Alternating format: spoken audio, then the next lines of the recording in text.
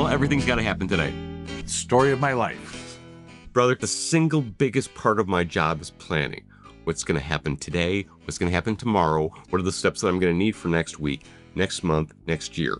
Those are the things I look at for client communications. It kills me when you share a client story with me. They're trying to figure out what they do to manage their staff when somebody calls in and says, hey, boss, I'm not going to be there tomorrow. I got to call off. Tomorrow? Wait a minute. You're calling a day ahead of time? No, they usually call the day of. You're killing me. I'm being honest. You're killing me. No Smalls. They usually call the day of, oh, I got to take the day off because I got to take my child to the doctor to have a tonsil removed. They got tonsillitis because you talk to a doctor over the phone and the surgery's scheduled and, that all happens. There's no forethought into a lot of what we have to deal with, unfortunately. And what gets me, Joel, is that in this industry, you and your clients running cleaning companies get it on both ends.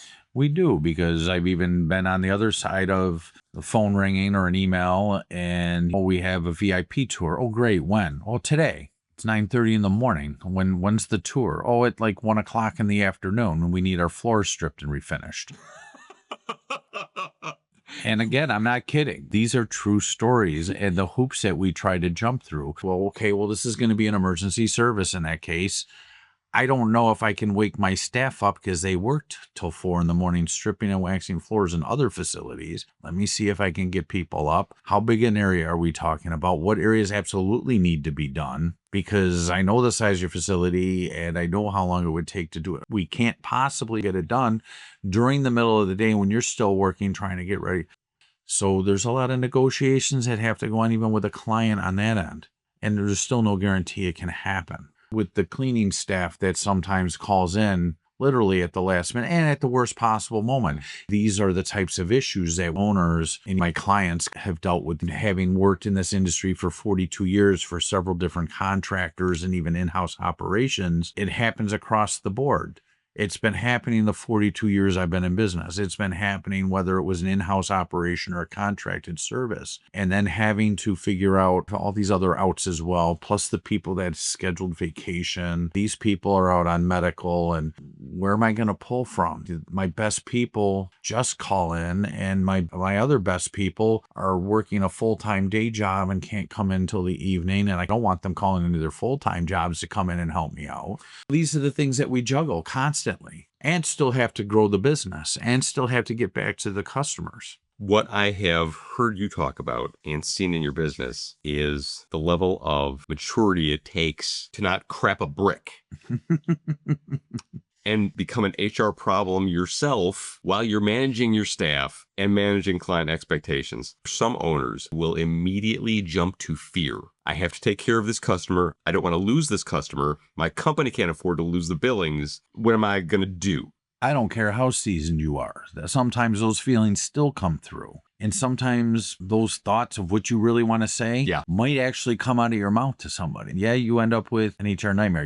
The key number one thing is you have to try to stay as cool as possible and de-escalate. Maybe try to negotiate like you would with the client in the example I set up. Maybe you talk to that person. Okay, I know that you have this going on. Tell them that they've kind of put you in a predicament because they're calling you at the last minute. If you're not telling them they can't do it, you're just asking them, is there any possibility? Can you come back? Sometimes it's going to be no, but it doesn't hurt to ask that question and also explain to them why. Because if they're going in for surgery, they didn't find out that morning. Unless they were in a major car accident and it's an emergency surgery, that's different.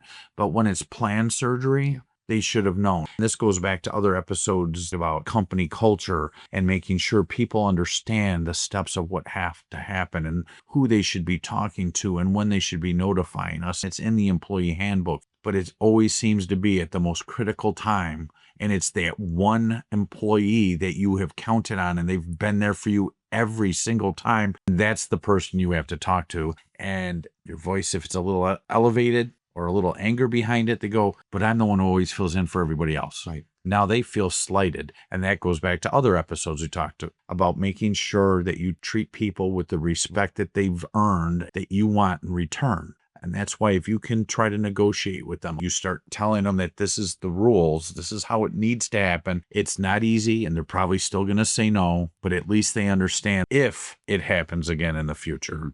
Well, maybe I should say when it happens in the future. I think it's probably when. But teach people how you want to be treated. It's never easy. I tell people when they get up to a certain number of employees, they need to have floaters. Other people call them troubleshooters or extra help. Or if you have a relationship with a temp company, it may cost you a little bit more for that day, but if you can consistently get the same temp coming, that's why you should develop these positions internal so you're not paying a premium.